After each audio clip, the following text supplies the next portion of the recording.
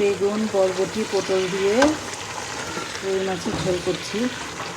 আমাদের উত্তরায় গ্যাস একেবারেই নেই, তাই আমি মাল্টি কুকারে রান্না করি প্রতিদিন। আজকে আপনাদের সাথে একটু শেয়ার করলাম। খোলাই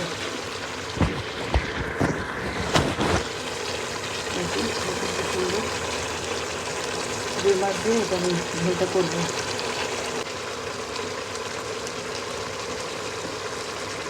সবজিগুলো সিদ্ধ হয়ে গেছে, এখন আমি মাছগুলো দিয়ে দিচ্ছি। আমার ছেলেকে বলে আমার কথা শোনা যায় না, আসলে জোরে জোরে কথা বলতে হবে। রুই মাছগুলো অনেক বড় বড় ছিল, সরি রুই মাছ না, কাতল মাছ। এটা আমি একটু ছোটো করে নিয়েছি।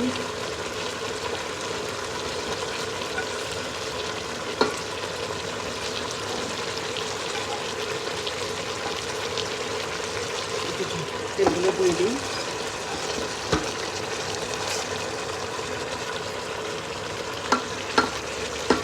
তেলের মধ্যে ঝোলের পানি দিয়ে দিব।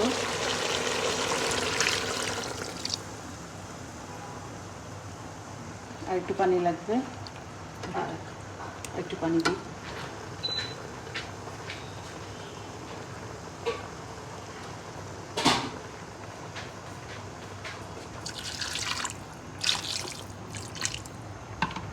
ঢাকনা দিব না, এটা আর 5 থেকে 7-8 মিনিট থাকবে, তারপর আবার আপনাদের সাথে শেয়ার করছি।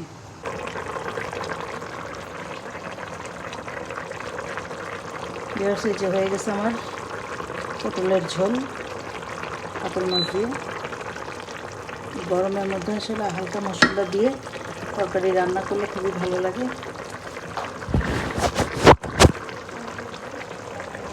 গ্যাসে যে আমার রাইস কুকারটা চলছে, আর 2-3 মিনিট পরে বন্ধ করে দেব। আল্লাহ হাফেজ।